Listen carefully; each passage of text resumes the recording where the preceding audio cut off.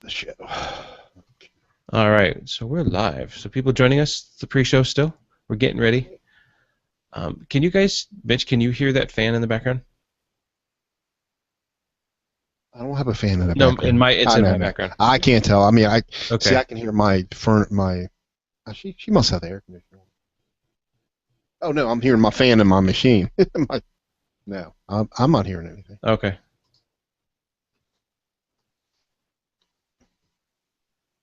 No, I don't hear it. I just did a test record, and then it's warm here, so I closed the window because last night during this Linux for the rest of us, the train, I'll get the ice cream truck, I'll get, you know what I mean? So Mhm. I just decided I'm gonna close it, but it's like, do I turn on the air conditioner? And so I turned off this vent in my office because I don't want the heat in here, which means I need to go back in the attic to turn it on if I want to have the air conditioner blowing.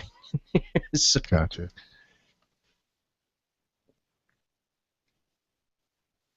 so everybody listening to us live, I'm leaving the door open. My son's on his way home. The dog will probably run out in the middle of that, so I don't want to kick her out. So what'll probably happen is he'll come home.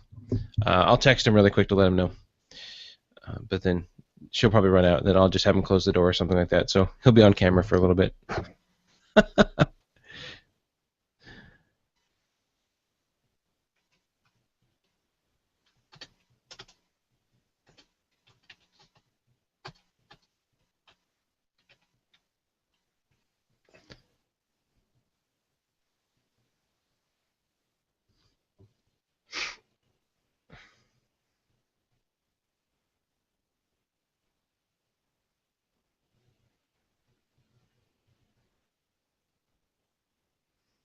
Actually, I'm just gonna have my dog go out.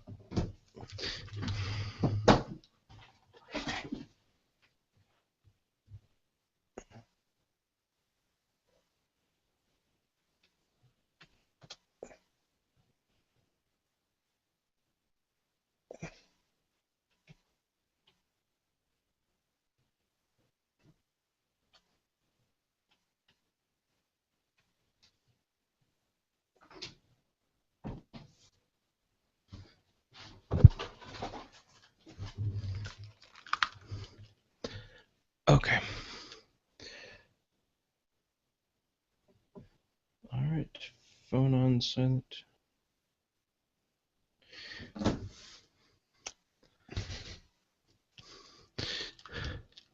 I'm ready whenever you are. Uh, um, I'm ready.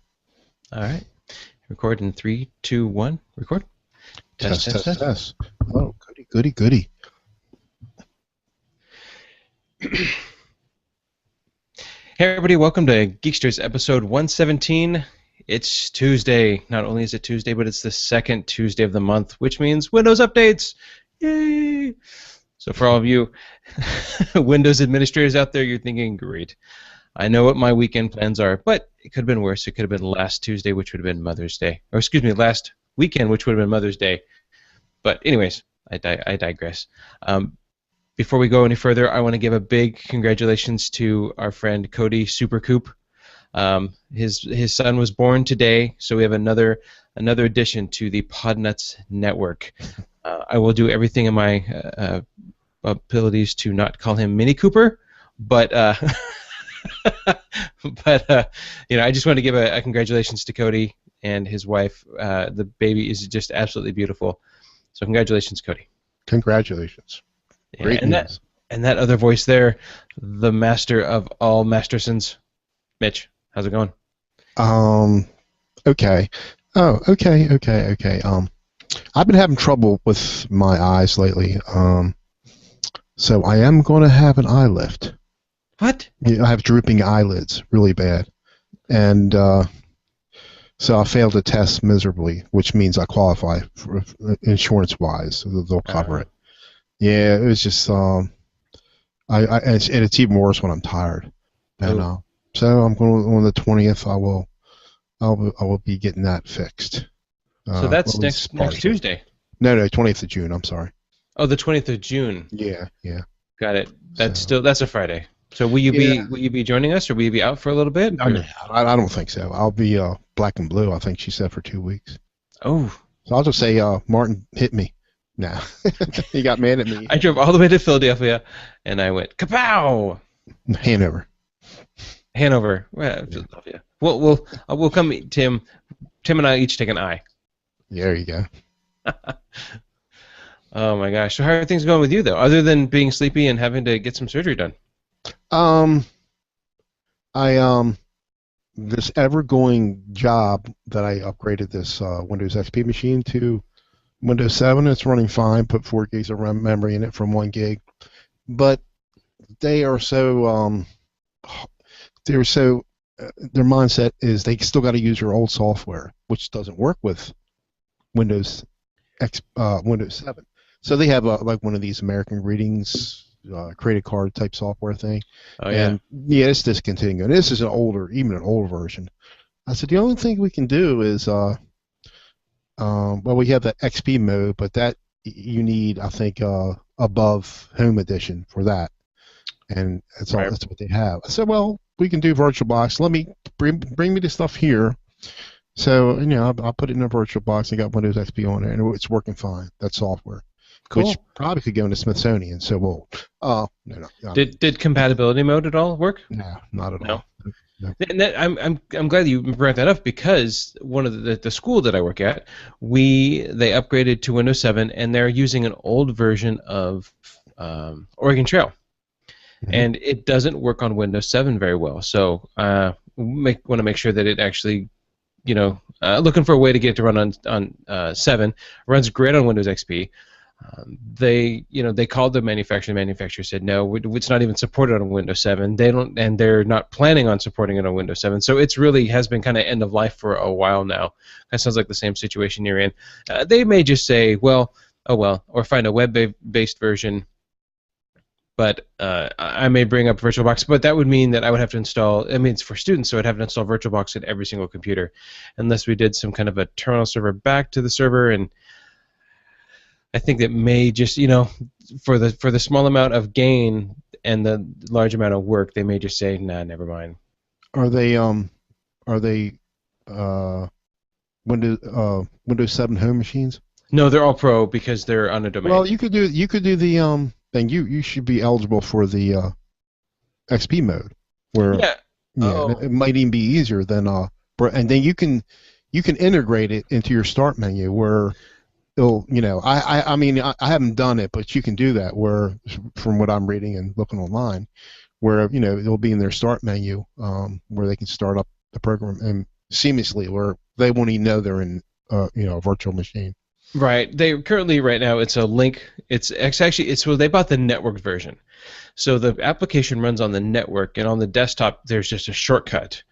So I will have to probably take the application on a 2008 server, run it in compatibility mode, Okay. and then turn around and run the shortcut in compatibility mode. I'm still testing with it. It was just something they kind of said, hey, this is a problem we're having. You probably want to look into getting this fixed, and it's on my to-do list.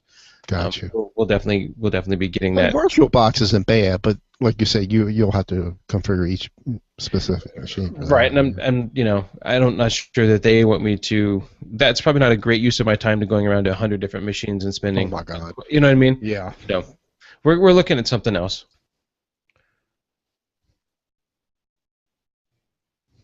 Yeah, he's going to want, like, they do have a new version of Office on Windows 7, but they have like Office 2003, which isn't supported anymore. Right. But they know how to use it, and they use their publisher, so I might wind up putting that on the XP VM too. Oh yeah. Yeah. So because they know how to do it. I've got a client that they needed publisher, and we installed the full version of LibreOffice, but then we just did the draw. She hasn't had time to mess with it, and I'm going to see what happens. I have a feeling that because they really want publisher, they're very experienced with publisher, and I think draw will work for them, but I don't think that they're going to want that. So she's going to try it out, but I probably could, I'm pretty sure, 80% sure that what'll happen is they'll call me back and they'll say, we'd like to purchase. They spent this money, well, he had it before, but I mean, for Office 2010, they don't use it. We put it on there, but it's so different than Office 2003, and they wound up, so we're going to put that old version on XP in the VMware. So Hopefully Yeah. everything will work fine for them. I mean, Yeah. I tested it up here. Well, just the that American Greetings, and it worked fine on my i5, in in VirtualBox on XP. I even printed to it, except I don't have a color printer. But it That's worked. I started messing with it, creating a card. yeah. Yeah. Well, I had mentioned at the beginning of the show about security patches Hmm. being that second Tuesday of the month, and GHacks came out with their list of security patches and so like that. And Microsoft says this is actually from their website. It says this is the first month after end of support for the popular Windows XP operating system. Microsoft did release a patch for Windows XP after end of support to address a security issue in Internet Explorer, but made it clear that this was an exemption rather than something that XP users should get used to. The company will reveal a total of 8 security bulletins this month addressing vulnerabilities in Windows, Office, Internet Explorer, server software, productivity software, and the Microsoft .NET framework. 2 bulletins have received the highest severe rating of critical, while the remaining 6 are important. The 2 that are critical is an Internet Explorer 11 issue and a Microsoft server. It's a group of policy preference that could allow elevation of privileges. So, if you have, Windows or servers, make sure you go ahead and keep them up to date. But that can be found, that's the security bulletins, and those came out today. So make sure you get your Windows updates updated. So what happens is, so I know they came out today. It'll go on my list of things to do this weekend. I'll be rebooting, updating, and then rebooting servers this weekend. One other something really cool that I found, being a Star Wars geek, and I don't know if you've ever noticed, but behind me, I gotta find it, the reverse camera. I have Darth Tater, I have Spud Trooper, I've got Chewbacca up there, and I've got some Star Wars stuff behind me up on the shelf. Uh, there is in London. There is a famous stage studio, kind of like what we have, you have in the States in Hollywood and Burbank and stuff like that. It's called Elstree, Elstree. This company is going to be doing a show called Elstree 1976, and I don't know if they're going to keep that name, but what it is this producer is in the process of trying and going around and interviewing people from behind the scenes, behind the mask of the Star Wars shows.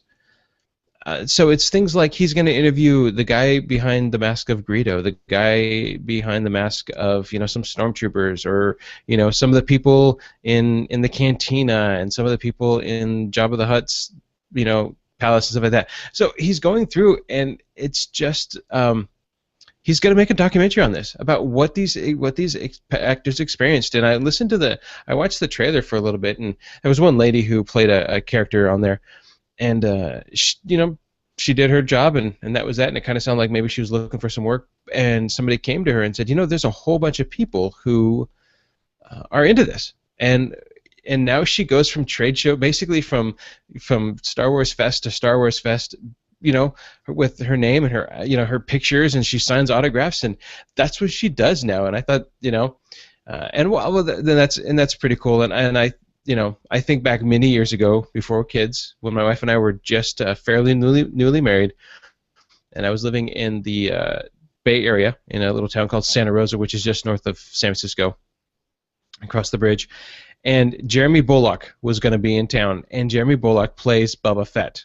And I went to work, but my wife stood in line with a whole bunch of geeky nerds, and I would be there with them. But she stood in line, and I have a signed Boba Fett action figure. It's still in the case. It's one of the original ones, but it's signed by him. And so this Cool. this documentary kind of touches a little bit to me. Now it's all in pounds, so it's a Kickstarter. But for £10, which is right about $14, $14.50, you get a digital download of the film. For £20, you get the digital download again, but you get a DVD this time. And digital download, but the DVD also has a second disc, which is bonus features and stuff. So and that £20 is right about $40. So, and you can go for the Blu-ray, you can go to thanks in the end credits, all the way down to I think the highest one is a £5,000. So that would probably be close to about $10,000. You get corporate sponsorship, your company presents credits on the films, you get tickets to the London premiere. You get a whole bunch of stuff. Actually, look at So that. he's trying to finance this film. That's Yeah, what he through is. Kickstarter. Okay. So and I see why they're doing it through Kickstarter. They've raised, let's see, they have 53 days to go. They need £30,000, or they've asked for £30,000, and they've raised 12,417. So they're close to half done with 53 days to go. Hmm. So and it started on well, they're on June 6th. So I don't know. It doesn't say when it first created.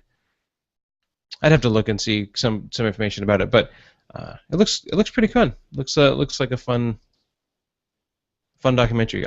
Being a Star Wars geek, I'd watch it.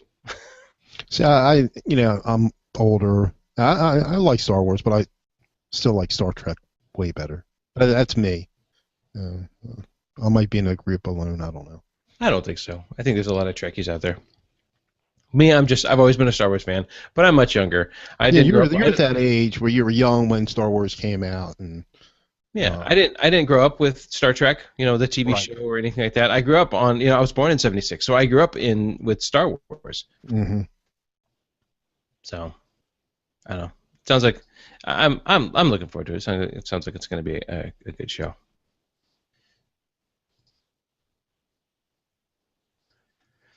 So we have a couple emails, and before I go to a couple more links, so I thought I'd start with one of these emails, and one of these emails actually, John, if you're listening, one of these emails I spoke with, or excuse me, Josh. I spoke with Josh yesterday, and we talked about some stuff, and then sure enough, yesterday night, I had this huge big issue. But we'll start with one from Alistair, and Alistair is from.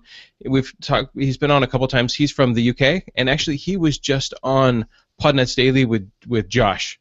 And he was on the server show actually as well with Josh as well. No, he was on the Podnuts Daily with Jeff Hallish, and then him and Josh did a server show on the Podnuts server show where Alistair goes through setting up a domain controller, and it is really good. If you guys have ever thought about setting up a domain controller, or how to, there's a lot of stuff online, but this one by Alistair is really, really good. And he goes step by step by step to the point of I want to go back, hear it again. I've set up domains many times, but there's always little things to go, that you always forget, and he just goes through it. Great job, Alistair. So he says, "Hi, Martin. Can you pass this on to the other guys? Hi, Martin, Tim, Mitch, PC Freddy. I would like to thank you for a brilliant show with Matt Rainey. Really, really good show. The Matt Rainey show was episode 115. And that's the last one posted on if you go to podnuts.com and Geeksters, you'll see that one. Martin was talking about Server 2012, and he had not used it much. If you'd like, I could come on and talk about it on the show. I've sent an email into the show before about the D-Link backdoor and CryptoLocker. I'm trying to get into podcast to, 1, give something back to Podnuts, and 2, try to improve my speaking more confidently. I've already done a show with Jeff on the server show about a domain AD, which hopes should be published soon. As I am an IT consultant / third line support for an IT company supporting medium-sized businesses, 100 to 1,000 user base, I would like to start podcasts like Podnuts Pro. Don't want to step on Matt Rainey's toes, as I can't seem to find any other podcasts out there like this, where I can discuss things like Exchange server, networking, virtualization, migrating and upgrading server software, etc., and talk about stories from the trenches. I hope you find a co-host from Europe, as I am emailing from the UK. Let me know your thoughts, Alistair." I think that's a good idea. Yeah, we hope that we talked with Matt Rainey. He was talking about possibly coming back, having some every now and then shows. But I mean, life just is busy, and that's what it is. But and our time zones from us to Alistair are really they're way off. I think when Jeff and Alistair got together and did the server show, it was 2 p.m. Saturday afternoon for Jeff, and Jeff is 2 hours ahead of me, so that would have been 11 o'clock or noon my time, and it would have been 10 o'clock in the evening for Alistair. So there's Right. yeah, so there's quite a bit of a time difference. So. But yeah, I think that would be really fun. I think if he had a show where he went through and talked more about what was going on with servers and virtualization and stuff like that. So I think that'll be pretty cool. So the next one this is from Josh Dennis, and Josh is out of Vancouver, British Columbia. He's actually emailed us once before as well. He says, "Hey Martin, thanks for reading my email about Screen Connect on Geeksters. I was having major issues a while ago accessing Macs from my distro of Ubuntu, running Ubuntu to test it out. Looking forward to moving into the next distro. I did some testing. I did a text testing connection with the folks at Screen Connects, and they have experienced the issue too, so hopefully they're patching it. Since we last exchanged emails, I have moved from the mountains of BC to Vancouver Island. Internet connection is pretty good here so far, and I would have been able to port forward my NAS, so I think I'll do okay with anything else I want to run. I would love to have made Northwest Linux Fest, but arrived too late. Did you end up going? How was it? I lived in Bellingham for about 5 years, and it was always a nice town." Okay, on to the question at hand. I was wondering, what would you recommend for a shared internet connection? Basically, we have moved into a rental, and the owner lives in a cottage right next door. I will be in control of the internet in all aspects, but he would like to have access while sharing the costs also. As I will be using the same connection for work purposes, I will need to have all other access to be isolated from my own. Is this possible by creating a guest account on any old router, or would you recommend something a little more sophisticated? The first thing I thought of was your discussion of Skydog, and perhaps is that an option also? Thanks for any advice, and please let me know what I can do for you, if anything. I'd love to contribute to Geeksters if I can. Cheers, Josh Dennis. So yesterday I spoke with Josh. And what we got a chance to just sit down and talk about his needs, and Skydog is not going to really work for him in this instance. Skydog is great for kids because it does the content filtering and stuff like that. He just needs an isolated network. So we talked, and I gave him a couple options. One would be right off of his router, he would need to keep the same IP address and then assign a static IP address not inside the DHCP scope to another router. And then from there, the DHCP off the second router would be another IP address. So he would be essentially running two different DHCP scopes, and he could isolate it that way. The other way would be to write off his cable modem into one router. We'll call that router 1, and then split again to router 2 and router 3, and then have them all on 3 different private networks. And of course, you can have 10.172.16 and then 192.168. Those could be your 3 different ones. So it sounds like that requires buying a couple more devices. So it sounds like he may just keep the primary router. So maybe it's 192.168 1.1, one IP address range off of his current router. I would tell him to shrink the DHCP scope to maybe 100 to 150. So now you have 1.1 to .99 as available, and then 151 to 254 available. Does that make sense? On both sides of the DHCP scope. And then assign the LAN IP address. Don't worry about the WAN. Just assign. Well, yes, you would worry. Sorry, but you would assign the IP address of the other box on the WAN side. Something inside of on something outside of the DHCP scope. So maybe 1.2, and then create the DHCP scope off the new router, maybe a 172.16 something IP address. So now his work will be 172.16, but it can pass through and into the 192.168 and then back out to the internet, therefore isolating his network completely. So that's something he can do, and I've done that at other sites as well. Especially where sites where you have to have a private and a public one. Now, if you so that's the one way, and then back to the other way is the completely isolating it by doing the same thing, but maybe doing a 192.168 on your first hop router, and then from there getting another router that's a 172.16 and another router that's a 10. Now you have complete isolation. Do you have to have different routers to do this? More than one router? Yes, because you would need because I have that Fortinet. I think it's a C60. I don't know. Is that a layer? I think it's the one my son put in, and I won't mess with it. It's too sophisticated for me. Right. Yeah. I mean, some of them do. I guess if you had a guest I think if you had a guest network and a public network, if you had a private and a guest network, you could do something along the same lines. You'd want to make sure you have two different DHCP scopes inside of that, not just a matter of a guest wireless and a private wireless, Does Well, that make this is sense? it's not wireless at all. That's this is before I get to the wireless. So he's got that on another switch. But I got another switch, a little four port cheap neck gear switch. And then he says, if I'm working on a machine, use that. That will keep it separated from the other ones. I don't know what he did, but So he probably did the same thing where he separated the network, and is that little four port may be coming out with a different IP address.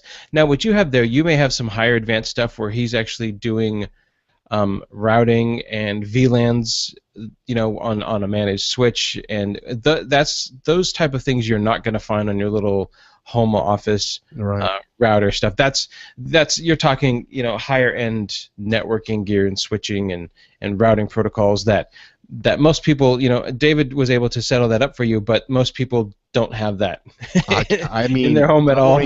I'm looking there, once in a while, but I'm looking, and it's just not like, a regular No. router is intuitive. You can mess around in there and figure things out or find information. But this is, I'm afraid to mess around with it. But I tell you what, the only time it's ever been down when we lost power. I mean, it's. I guess it's been up for like a year, probably a year and a half.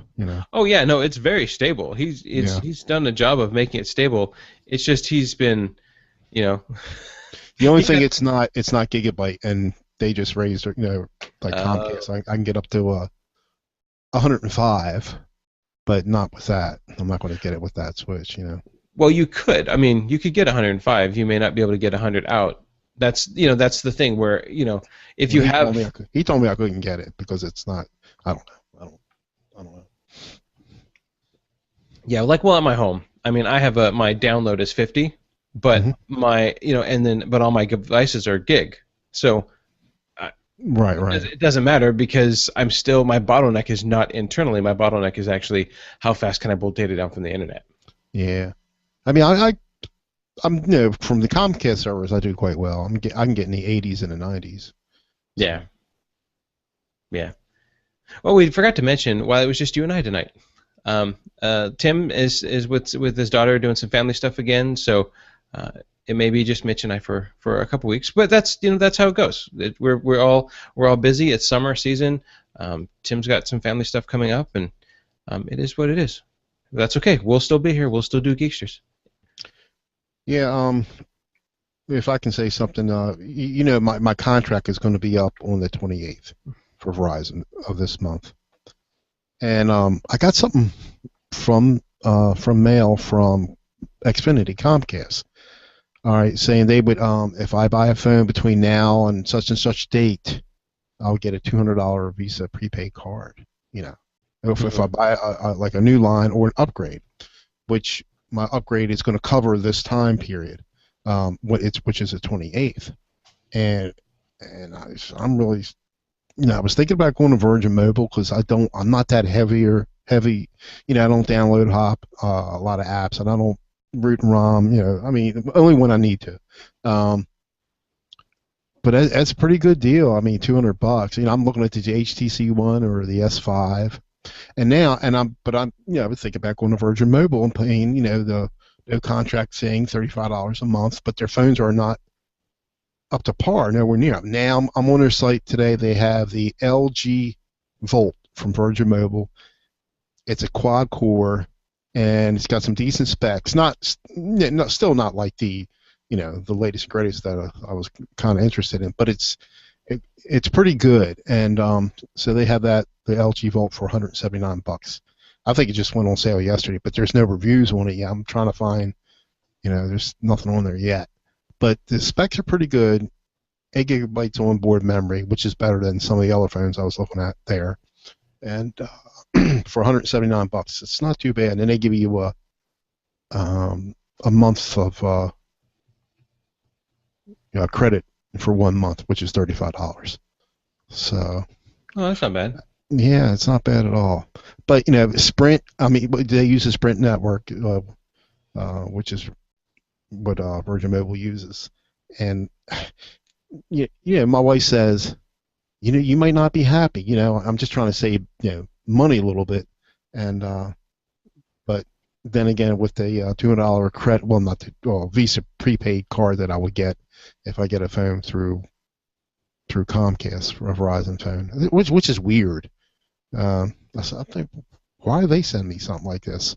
So I don't know, there's some kind of partnership with that, with Comcast and Verizon. So, but but I'm looking at the HTC One too, HTC One M8, and it's a nice phone. It's just decisions, man, decisions. Yeah, and unfortunately, I am not the cell guy. I don't know phones, and I. Well, I know enough. I talked to Door, Yeah, and Dora um, and and I'm Ellis, just looking at the reviews. But the thing is, like the Cody. HTC One and the S5, they're kind of competing with each other. They're probably the two top ones out there. But Door mentioned, and I just been reading a lot. The LG 2 is a pretty top of the line phone, but they're coming out with the LG 3, which is going to have some hellacious specs on that thing. I mean, I don't know what the price is going to be on that coming out, because like the S5 and the HTC One, they're around 200 and maybe on sale for 100, and I'm not sure what that's going to be, but the LG 3 is going to have some really unbelievable specs that I probably won't use anyway. I don't game, but I still like to have the latest and greatest. You know how that is. Oh yeah, yeah. Maybe I know Cooper's and Cody's in the chat. Maybe he can chime in a little bit, because when it comes to phones, I'm just. I think he just switched from a new contract plan, I believe. I think he's doing the. I know he has the prepaid. Nexus 5 and Yeah. loves it, loves it, Well, see, loves you it. couldn't do that on Verizon. They don't. They won't. Can't do that on Verizon. No. Not the Nexus 5, I believe. Yeah.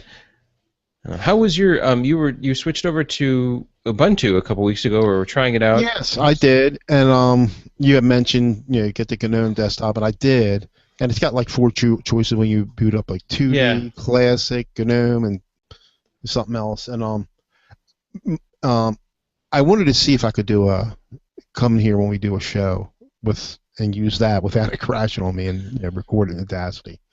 And that's my goal. And I'm not sure why I had all those crashes in Arch and in Mint, because I've never had I really had no problems before. Now I don't know if I keep on saying I need to run Mint test, and I haven't done that yet. But Mm. that it's on a Core 2 quad, which is an older but still a nice machine. Yeah. I got 4 gigs of RAM in it, but I'm using a IDE hard drive that's got one of those adapters on it to convert it to SATA. I don't know if that would have anything to do with it. The crashes. Maybe. It's just weird, because I never, it's just like actually. And then I think before I put GNOME on there, this is in Ubuntu. Firefox crashed on me one time, went out. I did put Chrome on there, not Chromium. I put Chrome on there, Right. so that's working well. One of the things you could try and see if it's to bypass the cable, that IDE to SATA thing, is go get a SATA PCI card or SATA PCIe card. And so you're plugging right to the motherboard. You know what I'm talking about? Yeah. Well, I mean, it's a SATA. It's mostly SATA. See, but I only have one IDE in there, and my DVD player is onto that. So this was just an old hard drive I had laying around. Actually, I think David gave it to me, and so I wanted to use it. Actually, I probably could use the IDE. I don't need the CD-ROM really on that thing, but I'll see what happens. Like maybe next time we do a show, we can. I was going to record with it and just take my laptop over and just have that, with Windows 7 on it, just do a separate recording in there just in case it would crash.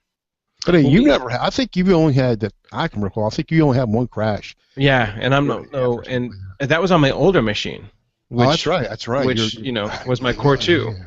But my new machine, I haven't had any crashes at all. It's right. I think I've had it hiccup on me a couple times, and even then, I'm really surprised that it actually hiccups on me.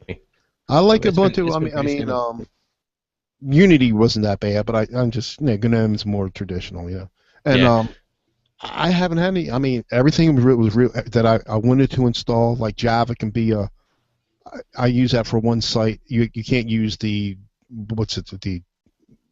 open source one, because it won't work with that. Oh yeah, I can't remember the name of that open source Java. Yeah, something Ice-T or something like that. There's a T in there, but it didn't install anyway. But I know before I always had trouble. I always had to install that first, but I never even installed this. So I got the commands to install Java, and it just copy and paste. And it just worked. everything worked fine, no problems. I mean, I got everything on there that I want. I might want to. I got TeamSpeak on there, and maybe I'll want to install. What's the app we use for um, the Sunday show on Podnuts? Sunday Monday show, it alternates. Oh, Mumble. Mumble. Yeah, I need Right. to put that on there. Oh yeah, you're talking about the Podnuts Hangout, the Yeah, Podnuts meetup. But that's only it's not it doesn't alternate anymore. It's just on Sundays. Oh, is it okay? Yeah, Because because Monday. Mumble. Go ahead. Go ahead. Because That's Monday. the only thing I have left to put on there. I mean, I got everything on there but that I want to put on there. Sorry about that. I keep stepping on you, and I apologize. Monday, Linux for the rest of us moved to Mondays, Okay. so that's why. Okay. That's why. We had talked about GNOME in the past, and I wanted to try GNOME Ubuntu that comes with the classic or GNOME shell, and then a version of the classic shell. And I put it on there, and it was okay. I didn't like it very much, and But I no, think. you weren't getting any crashes. Oh no, I wasn't getting crashes. Okay. But I installed it, spent a good time configuring it, and it just didn't have everything I needed. And what I did notice is that in the GNOME Ubuntu, the classic shell is different than the GNOME fallback, which is what I'm running on 1204. So Okay. I loaded it with Unity, and then did the classic shell, the GNOME fallback on that, and that actually works quite well. I mean, how different is it?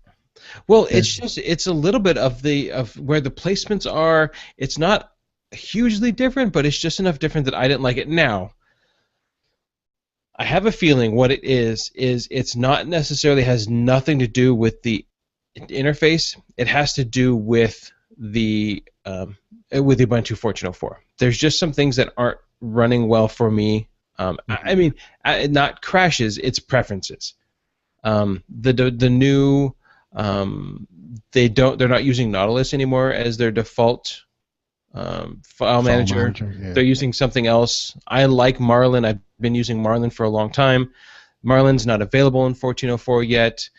There's a couple applications leaving last night on Linux for the rest of us. We talked about there's an application called something Bullet where you can actually send links and comments to multiple people from your Ubuntu desktop or Linux desktop to Android devices. Oh, yeah, I had that before.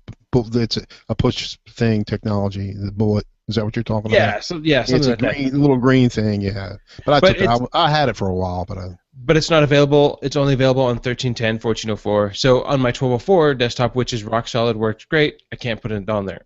It just means that I'm going to have to be moving up with the times, and it is what it is. But it's still one of those things. It's like,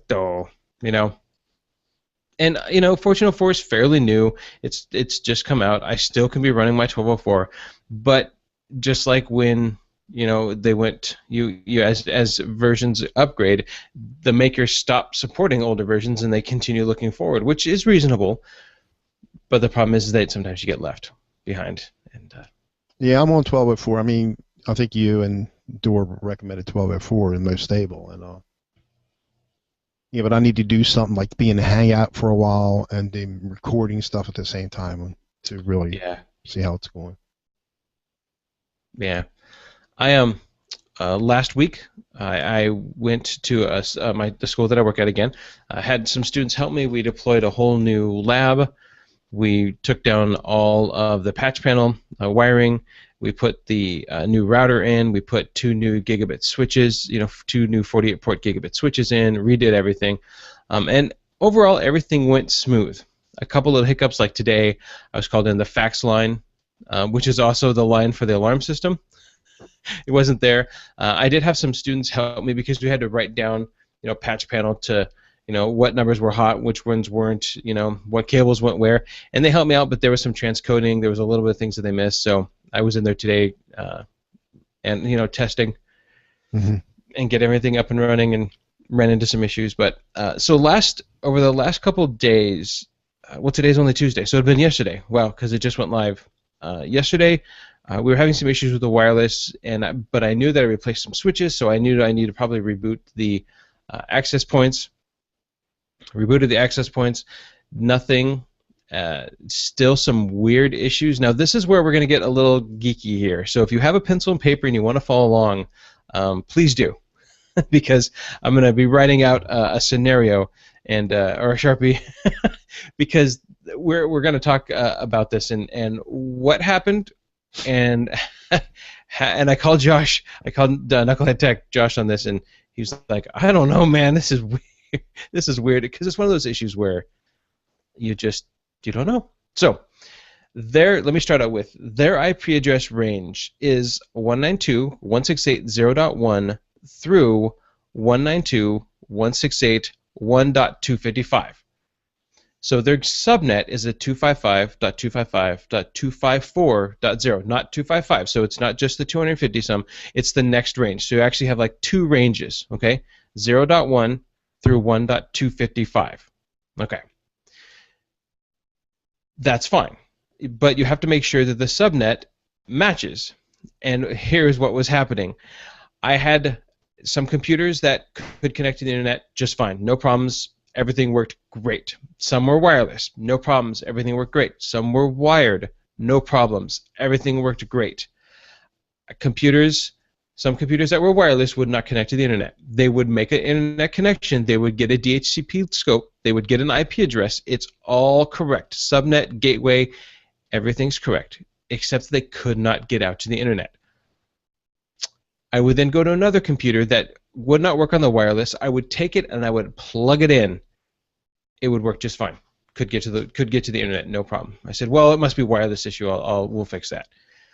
Then I got a call from another classroom downstairs, which is one wired coming in to a little switch, out of the switch to a whole bunch of computers, 4 computers down there. None of them work. None of them could get online. None of them could get to the internet. They can get online. They have IP address, subnet, gateway, everything's fine, but they could not get out to the internet. I would take my laptop, I would plug it into the switch, my laptop would get an IP address, and I could get online. I would unplug the switch, plug it back in, reboot it, nothing. Do an ipconfig release, do an ipconfig renew, flush the DNS. I did all of that on the local machine. Took the cable from the switch, plugged it directly into the back of a computer that could not get online, still could not get online. Take the computer, take that same cable, unplug it from the switch, plug it into my laptop just to make sure I could get online. So now we have computers that are wired that couldn't get online. I have computers that are wireless that could not get online. I have those same computers, I would plug them in and they could get online. So you have some conflicts. But I'm not getting an IP address conflict. There's nothing like that. I'm not out of IP address ranges. I checked the scope, and I even went up to the DHCP scope, and I cleared out all of it. So brand new, starting to release new IP addresses. Nothing. Would not fix anything. I looked through all my DNS entries. Nothing. Cleared my cache in the DNS entries. Found some old stagnant forward lookups. Cleared all those. Nothing. No change. I had to leave because I came back for Linux for the rest of us and was talking to Dora, and I said, sometimes on a wireless network or sometimes on a network at all, sometimes you just work and work and work and you can't see it and you just walk away. Come back later. So I went back about 9:30 last night. And I sat down and I was banging my head against this thing because no change. I thought, okay, maybe magically it'll just work. Now, my computer, I would plug it in and it wouldn't work. I mean, I would plug it in and I could get online. I would unplug it. I would use the wireless, and still I could not get out to the internet. So it was completely sporadic. It was completely random. No change. Now, remember, they have an IP address range. Oh, and I would assign a static IP address to a computer, 192.168.1.250. It's outside of the scope because the scope is 0.100 to 1.100. I would give them 1.200 or 1.250, 255, 254.0, gateway 192.168.0.1, IP address, or I give it a static DNS of whatever, 4.2.2.2. They're on Comcast, give them that one, give them OpenDNS. It didn't matter. Couldn't get out to the internet because it just wouldn't work. So I'm sitting there. I thought, well, let me reboot. Maybe when I switched out the router, I forgot to reboot the cable modem. So there's a MAC, This really wouldn't make sense, because that would cause, if the router and the cable modem weren't talking, then nobody should be able to get online. Reboot it anyways. Rebooted the cable modem, rebooted the router, main router, rebooted the switches again. Maybe there's a cable conflict. I am completely grasping at straws here. Nothing. So then last night I was sitting there again, and I was just, all right, this has got to be something right in my way. I'm on the router and I'm looking at the router. Now, I configured the router here at my house, so all I had to do was unplug the old one, plug the new one back in, and they're up and running. When I configured the router here at my house, it automatically gave it, because I gave it a 192.168.0.1, it automatically gave it a subnet of 255.255.255.0, which means the router could only see 192.168.0.1 through 192.168.0.255. It was only allowing half of the network traffic to go out to the internet.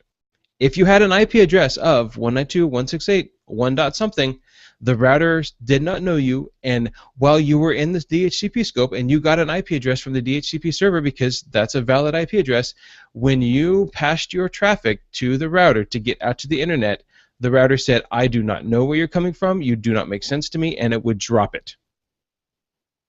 As soon as I changed the subnet on the router to 255.255.254.0, boom, everything worked. And all internet traffic could pass through. But you thought you had originally done that, right? Mm-hmm. Or okay. Yeah. So I didn't think about it. But it was one of those things where it will present itself in some weird fashion. So can you back up a little bit? Go on that range again. How you wanted it to work. Okay. Those ranges. I probably should write it down, but that's okay. That's okay. So what the range that the current school has is 192.168.0.1. Okay, that's one. Okay. Through 192.168.1.255. Okay.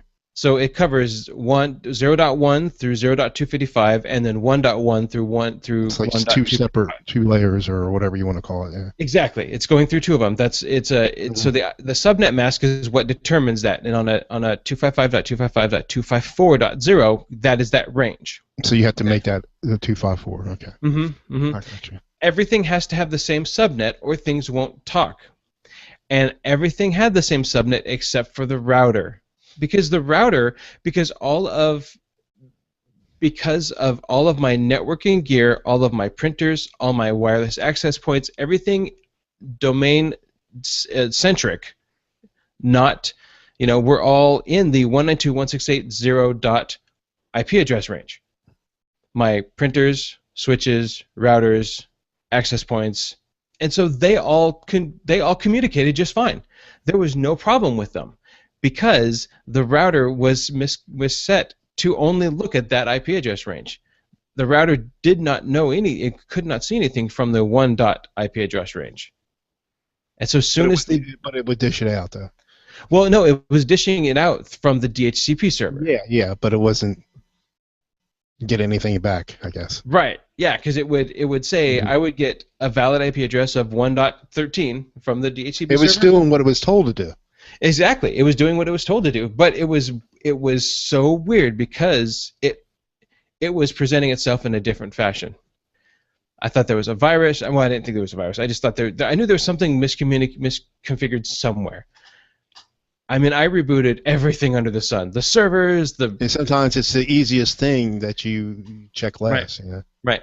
So I spent a good amount of time on this. So the moral of the story, check your subnets, because this router, all it did was as soon as you put it in, it said, oh, that's a /24. Excellent, and assigned it that. If I would have caught that and said, oh, wait, no, I need to say other one and move on, I would have, everything would have worked fine. But it was presenting itself where half the system would work and the other half wouldn't. So roughly how many total IPs could it dish out the way you had it set up? 1.1. So at one time. So yeah, 0.100 through 0.255. So there's 256 And then another 100, so 356 IP address ranges are dished out in the DHCP scope. But you don't have to have all those. My question is, how does it know when to dish out the 0 or the 100 or? It just does it randomly. So it does it. So they don't have to be used up. Mm-mm. They can just do it. Okay. So that's what was weird. That's why I could be wireless and not get online, plug in, and because on wireless I was getting a 1 IP address. So randomly it would give you a good one or the 100 one. Yeah. Okay. Right, and then I would plug in, and cool. it would give me one in the 0 IP address range, and I could get it online. See, I always thought it would. Yeah, I guess it would have to give you a random one, unless you have that many used up, and it's sequentially. If you had 255 whatever machines, But right. Yeah, I mean, you do get once you get one, you hold on to it, and then there's a lease time that can expire, or possibly maybe just reassign you the same IP address. The standard one that I used to use is 4 days. We were running out of them, and I think I'm going to have to adjust them because we've now added more laptops. So now with a laptop, you now have a wired and a wireless. So you've now doubled that. Where next year we're going to be going to bring our own device. So I'm going to have I gave myself enough room to grow on either side, and I probably will go from 0.75 to maybe 1.150 and give myself another 26 IP address ranges, 26 IPs just to grow. Maybe even go to maybe even just go to leave my 0.100 and go to 1.200 and get myself another 100 on the top. But because every time I assign myself a static IP address range in testing this, I always gave myself a 1 IP address range. If I would have given myself a 0 static IP address range, I would have been able to get out, and I would have went, there's my problem. But because I didn't, I only gave myself a 1. Every time I gave myself a static IP address range, a static IP, it wouldn't go out because I was giving it an IP address range that the router couldn't see. I understand that for the most part. So I gave it to. I sent Jeff a message late last night, and he was like, "Dude, you got to talk about that on Geeksters. That's just one of those things that's so so frustrating." I need to read up on that. Yeah, I know how to I haven't messed with any routers in a long time, but a few times I did do multiple routers but it's been a long time since I've done any reading, and I forgot a lot of it. Right. Well, you remember Joe Mesman? He is a Geeksters listener. Yes. He's actually been. I worked with him on a site that he was working on, and we've had some issues there lately as well. And what's happening is originally late last week, I got an email from them saying that they were just having some issues, and again, it was just a mistake. The A record, which is what they wanted to make a domain go to a certain location, and it was supposed to be a 198, and they mistyped it as a 190. And so you run into issues where if you mistype something, it doesn't, things don't go. Computers are stupid. Computers only do what you tell them to do, and if you make a mistake, we have these issues at work. Like we have, I don't know, out of 20, 25 PCs, whatever, maybe a little less, we have 3, 5 of them have Windows 7 on there. But they have to sign on with the domain name / and the username. They always forget to put that domain name in there if it gets somebody takes it out, whatever. And but we don't have to do that on the XP machines, just on the Windows 7 machines. We have to have that domain name in there. Right, because on the XP machines you have the drop down, right? Yeah, there is a drop down, but it stays there. It's already there. Right, and the Windows 7 machine, it doesn't. There's no drop down. Right, you have to type it in. Yeah. Right. But here's what they're doing today. We have you heard of SAP. We use SAP for our. Then we have a separate warehouse management system called Catalyst. You might have heard of that too. So they're going to go with something different. I'm not sure, but they're mapping the whole warehouse. We got a 1 million square foot warehouse. So the local IT guy, which I love to talk to when I can, and we just start shooting him. But he knows his stuff, And so they're mapping the whole warehouse wirelessly. So they're putting. I don't know if they're using what they're putting up in the ceiling. They had a guy in a boom in the ceiling, 30, 40 foot ceilings. Then you have a guy on the floor with looks like a wireless USB. So they're trying to see how far the signal goes before I guess they have to put another they want to put all these drops in the ceiling, because we have these RFs on our fork trucks at work is where we put our order number. They put their order numbers in to get their assignment and whatnot. So that's pretty cool. But I don't know what they're going to put in. I don't know. So assuming they're going to get rid of Catalyst. Maybe. Yeah. Yeah. There's some cool wireless stuff out there. I'm actually I got 2 clients last week. 2 new clients last week. One is a law firm, and the other one is actually the local coffee house that I go to. Wow. But it kind of came about, but this local coffee house has 3 sites. There's 2 here in Hillsboro, and then tomorrow I'm making a site survey. It's going to be 80-some degrees. I'm going all the way to Cannon Beach, so it's a little coastal town. Somebody's got to do it. Somebody's got to get in the car on a nice warm day, drive over the mountains, go to the beach. But a couple weeks ago we were talking about you had so much more work. Now you'll have even more. I know. I'm looking to hire somebody. I really am. But what was this? I was sitting down with a friend, and I was just like, the wireless here is awful. We're sitting outside the coffee house. I mean, really, we're next to the doors, and the whole thing is glass, and I'm holding up my laptop, trying to find the right wireless. Yeah. So I got a hold of one of the kind of the assistant managers who I've known for years, and I said, Cindy, is there anything I can do to help? Like, as a client who comes in here, and I'm there. I was there this morning, sitting there drinking some coffee, working on working.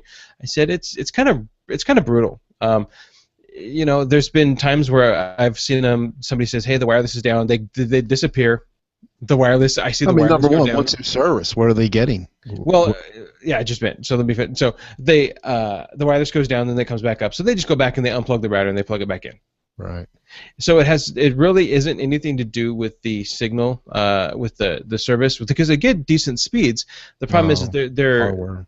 It's hardware. They're using some brand new gigabit, but they're Linksys internal wireless, wireless routers.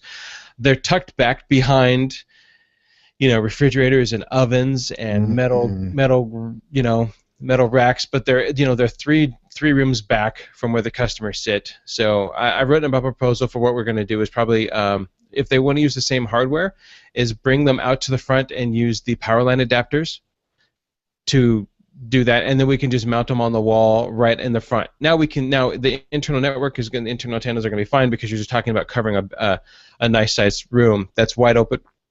That's wide open, so that's going to be fine.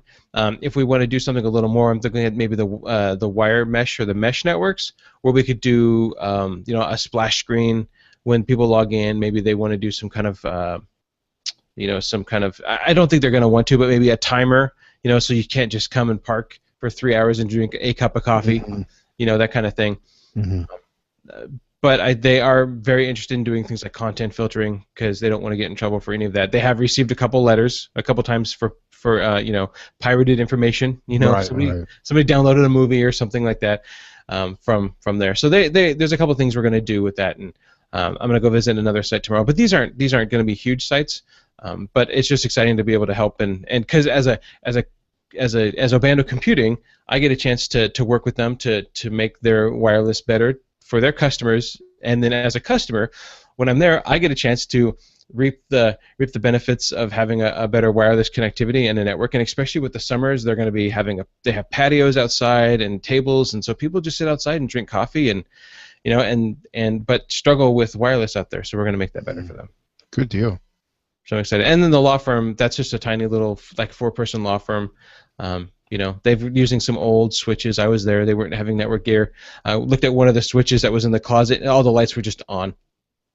But people couldn't print. People were having issues. I unplugged it, plugged it back in. Blinky, blinky, blinky. Yay, internet's back up. We can print. We can move things now.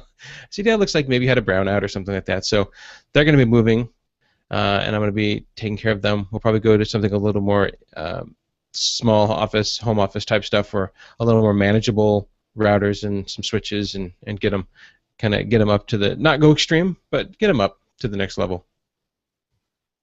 Very good. So it's fun. But with all the traveling, that I do, whether it's to coffee shop or whether listeners do that, I've talked about Pro XPN in the past. We've talked about that doing for antivirus, and I can't remember who it was, but Cody and I had been talking about this, and somebody had mentioned to us about privateinternetaccess.com, and I thought, well, let me take a look. Pro XPN, you have a couple places you can go and stuff like that, but private internet access is a lot cheaper, and with Pro XPN, it's open VPN, which is really secure, which is great, but the OpenVPN client, it was only available on my phone. I couldn't do anything. Now on my laptop, I could do PPTP, which is still secure, but it's not as good as OpenVPN. So, but this private internet access has a whole lot more sites. It does OpenVPN on your Linux boxes. You can do OpenVPN on your phones.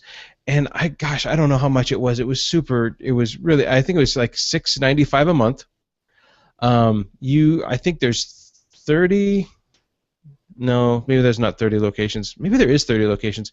I mean, there is a lot of locations that you can go through, but they have this whole setup about easy setup guides for Android for 4.0, Android 2.0, iPads, Ubuntu Linux, other VPN devices. You can buy configured routers from them. So if you want to buy a configured router, let's see what they have. Well, it's actually, you go to flashrouters.com and you can buy stuff that looks like it has DDWRT already on it. Mm-hmm. So you could do all that. But these guys they are pretty cool, and the walkthroughs are so simple to do. I walk through on my Linux box, just to walk through. They have you download their certification key. They tell you where to put it. You just put it there. You point it there. You run it. I mean, it's pretty cool, and I'm paying the same amount of money that I was with ProXPN. So I actually canceled my ProXPN account, and I'm using this private internet access VPN. Not only that, okay. So if you want to get really geeky and you want to pay for this, because maybe you want to be anonymous, maybe you whatever.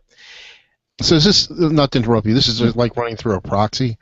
Right, it's running through a VPN service. So if I want, okay. so I will go to my coffee shop, I'll connect to the VPN service in London. Now it looks like I'm actually in London because all my internet traffic is passing through London. So what is that good for? Maybe there's a football match. Hiding yourself. Or a soccer match. Right, maybe there's something overseas that you can't get to. It's only available overseas. You can watch it through that way, or you're hiding yourself, or whatever. But now, if you're going to hide yourself, then you definitely want to stay. You have some reason to stay anonymous. Okay, you don't want to give them your PayPal. You don't want to give them. You may not even have PayPal. Maybe you have a debit card. You don't want to do that because that's all traceable back to you. But they will select any kind of gift card, and I really mean any kind of gift card as payment for this. Give me a gift card, Mitch. Just a random gift card that you can think of. $50. No, not amount, but from a store. Oh, okay, all right. Target, whatever. I don't know. Oh, come on, think harder than that. How about what if I were to buy you a $50 Pottery Barn gift card? You could use that. What if I bought you an LL Bean gift card? Sure, why not?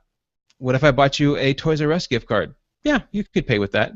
Victoria's Secret, Zumez, Kohl's, J.Crew, JCPenney, Cracker Barrel, Dick's, Ethan Allen, Fandango. I can buy you a Fandango gift card, and you can pay for VPN service through your Fandango using the Fandango gift card to this company. So that's weird. It's actually kind of cool. So here.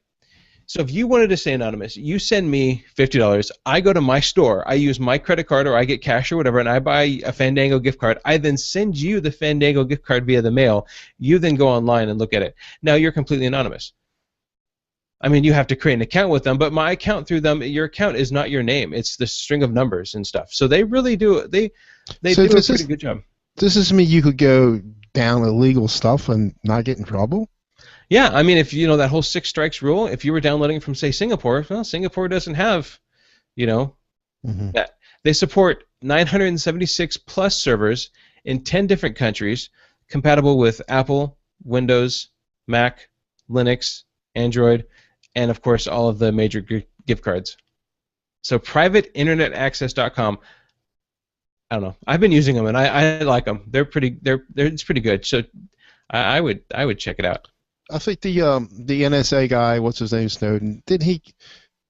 I mean, every now and then he'll talk, but he'll go through like umpteen proxies at one time or something Right. to, and Right. it's you can't find them from that. It's impossible. Or Yeah, I don't know. I, I don't I don't know. know. I mean, I don't know much uh, about encryption. And speaking of encryption, I'm gonna say it here live on the show so it's done because I know he's listening. I know he's in the chat room. I want to see if we can get Tony from Sunday Morning Linux Review on because he did a talk on PGP and GPG, which is the pretty good privacy right. and stuff like that. And so I know that we've talked about doing some of that.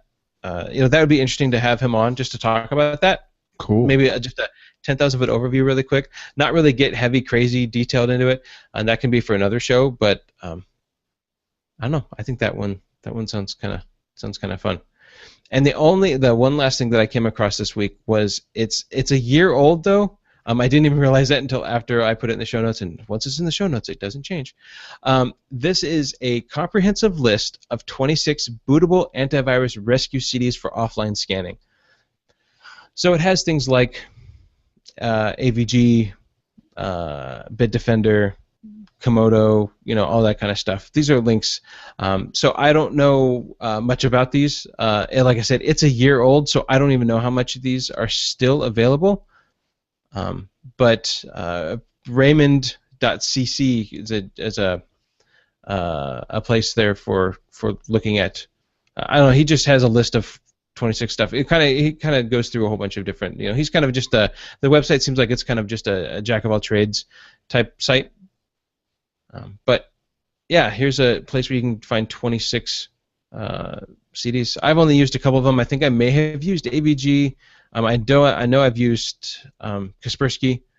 I don't know if I've used any of the other ones. I didn't even think that there were more, but there was another thing out there, and I forgot the name of it. I'm sure they're still around, where you can put them all on one CD, or DVD. Oh, right. And like a thumb drive. I made one of those, and you can choose to boot up to, like, say, Kaspersky or whatever you could fit on a DVD or CD, yeah. But I forgot what the name of that was called. Oh, is it like easy to boot? No. Somebody in one of the forums here mentions that easy to boot. The number 2 boot, multi-boot, or maybe it's. Oh, it looks like they changed probably it. More and more out. Grub for DOS. Oh, what was I can never. With my memory and my age, I don't. I remember the program. I could probably pull it out somewhere. But I probably had like 6 or 8 different ones on a DVD. Yummy? YUMI? All I did was Google multi-boot USB, and it's just they're all over the place. Mm-hmm. That's been my week. It's good to have. Yeah, but that's kind of been my week. It's been good. It's been entertaining. I've definitely looking forward to some new stuff. It's been a little bit busy. The beginning of the week was pretty slow, but then it picked up. Well, that was last week. I think today's only Tuesday, and I'm like, well, the beginning of the week was good. Oh well. So anything exciting coming up for you then? Other than my eyelid surgery, I don't think so. No. All right. Mm-mm. Well, cool. So if you guys want to get a hold of me, I'm Martin at obandocomputing.com. Maskill in the forums and in the chat room. You can always find me on Google+. Just look up, I think I'm just MOBando in the Google+. Mitch, if people want to send us an email or like some show notes, email or voicemail? Yeah, email at geeksters@podnuts.com. You can reference me or whoever. And voicemails, which we haven't had in a while, at 7076 Podnut. That's 7076 Podnut. Yeah. Well, cool, guys. I've had it. I mean, it's a good Tuesday. We'll see what happens next week. We're looking at trying to get some guests on. We're just trying to figure out our timing, scheduling. We would, I enjoy hanging out with Mitch, but I'd like to have a lot of our other hosts on us when we have some guests on. Tim, we're missing you, so hurry up. Fred, I know Fred's flying today. He's actually flying. He had a golfer with him today. So Fred Couples. Fred Couples. I had to Google that person. So, Oh but no, Fred I is. heard of him. Yeah, he's up there. Yeah, oh, yeah. Yeah. I mentioned it to Fred this morning, and Fred says, "Well, apparently you weren't watching the Masters, where he Yeah, was in second place." yeah. And I I said, heard him. "Nope, I heard sorry." him. So, but yes. So, guys, well, thank you everybody for coming out and watching us live, supporting our sponsors. D7, check out D7 if you haven't already. Any of our sponsors, whenever you have a purchase you want to purchase you want to buy. Anyways, podnuts.com/Amazon. It doesn't cost you anything, but yet it helps us a little bit. If you're at the Podnuts website, click on the donate button. If you want to give $1, $2, $10 a month, every little bit helps. It allows us to bring you content without having a lot of sponsors all the times. There's not a lot of advertisements that we do. We don't need to, because you guys have stepped up and are supplying us with a little extra money to help us do this. So we thank everybody who listens, everybody who downloads, everybody who calls in, texts, and that's not just for Geeksters. That's on all of our shows, and we have shows after shows after shows, and Podnuts is growing and growing and growing, and definitely blessed to be part of this crew and hang out with you guys on Tuesdays. So I will see you, Mitch, soon. Everybody else, I'll catch you guys next Tuesday. Have a great fiscal week. Bye-bye. Bye. All right. Very good. This is 117, right? 117. So, Tony, if you're still there on the chat, he's still in the chat. I'm going to be babysitting my brother has a meeting tonight, so I'm babysitting my two nieces who just had a 1-year-old birthday party last weekend. So they're Yeah, my grandson was 1 yesterday. Oh, very nice. So they're I think they're close to the same age. 17, save. Okay. I'm laughing at another. I got an email that one person says, "Move your left hand in circular motion," and I do that for a week, and then another person says, "Okay, take really? the left hand and not do it in a circular motion, but move it to the right hand and go back and forth." It's just, it is what it is.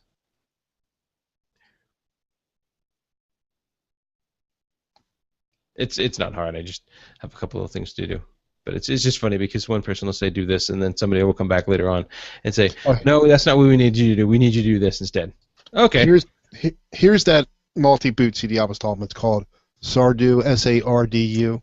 Oh, that's right. That's one I used. I just found it. And I mean, I've made one, but I don't know if I really ever used it. Maybe once. I got like 6 or 8 of them on there, or whatever it was. But it's good, though. I mean, okay. All right. Save project. It's Geeksters 117.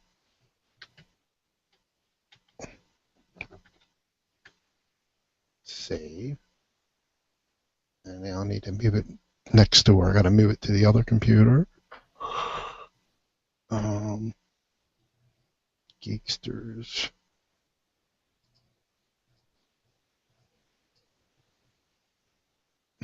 Uh-oh. Oh, no, there it is.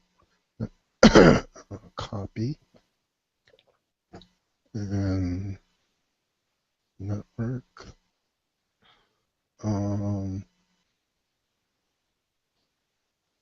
So my wife and I had we dropped the kids off there, kind of doing some like an indoor rock climbing gym. Mm-hmm. And so we went to the mall. We're not big mall people. It was right there. We thought, well, let's go walk around. It was just having time with just us was nice. And we went by the Tesla store inside the mall. Oh, really? Yeah, they have a Tesla car right there. You can sit in it and touch it and whatnot. But they've got it, then they have it broken down with the frame and a whole bunch of parts and stuff in the showroom itself. But it's a $76,000 car, and you can schedule to test drive it. You just can't go to a dealer. You have to sign up, but I could have bought a Tesla shirt, water bottle, hat, Mm-hmm. all this kind of stuff. So we walked in, was like, all right, that's cool. I'd like to drive it sometime, but $76,000, I don't have it. It was a nice looking car, don't get me wrong, but whew. Yeah, my son, he just got a Pathfinder, but now he's talking about everybody where he works, they have Audis and Mercedes, and by the way, he just put his resignation in. He he got a job with another company making more money. But before he starts there, he's got another interview somewhere else because Wow. they, his where he works at, the bank he works at, was bought out. So they're getting rid of a lot of people that he liked. I mean, that he got along with, and so he's not too happy. And but he's at that position where it's nothing for him to get get a real good job. I mean, unbelievable, and good money. I don't know what kind of money, but good money. Nothing like I would ever say. Um, users, public, 117. All right, and